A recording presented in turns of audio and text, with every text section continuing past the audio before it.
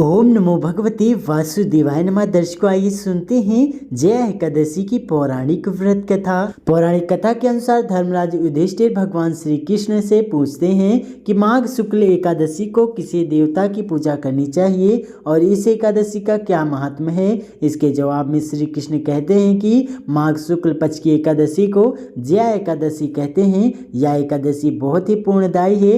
इस एकादशी का व्रत करने से व्यक्ति नीच योनि जैसे कि भूत प्रेत पिशाच की योनि से मुक्त हो जाता है। जो मनुष्य इस दिन भगवान की पूजा सच्चे मन से करते हैं और व्रत रखते हैं, उसे भूत पिशाच की योनि से मुक्ति मिल जाती है। श्री कृष्ण ने युधिष्ठिर को जया एकादशी के प्रसंग के बारे में बताया। एक बार नंदन वन में उत्सव चल रहा था। इस उत्सव में सभी देवता, जाने माने संत और दिव्य पुरुष भी शामिल हुए थे। उस समय गंधर्व गाना गा रहे थे और गंधर्व कन्याएं नृत्य प्रस्तुत कर रही थी।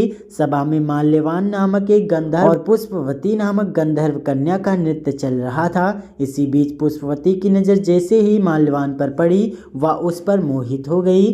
पुष्पवती ये सोचकर सभा की मर्यादा को भूलकर ऐसा नृत्य करने लगी जिससे माल्यवान उसकी ओर आकर्षित हो जाए।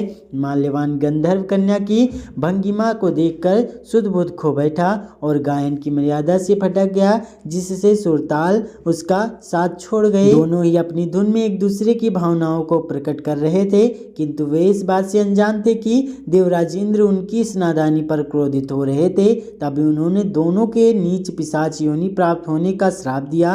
इस श्राप से तत्काल दोनों पिशाच बन गए और हिमालय पर्वत पर एक वृक्ष पर दोनों का निवास बन गया।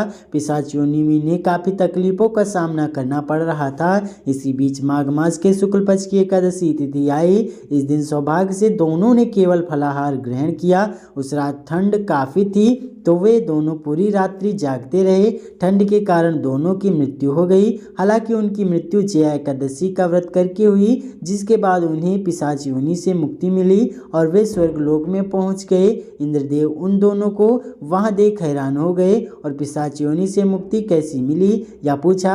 माल्यवान ने कहा, यह भगवान विष्णु की जया एकादशी का प्रभाव है। हम इस एकादशी के प्रभाव से पिशाच योनि से मुक्त हुए हैं। इंद्र इससे अति प्रसन्न हुए और कहा कि आप जगदीश्वर के भक्त हैं, इसलिए आप अब से मेरे लिए आदरणीय हैं। आप स्वर्ग में आनंद से रह सकते हैं। प्रेम से बोलिए भगवान श्री हरि विष्णु की जय।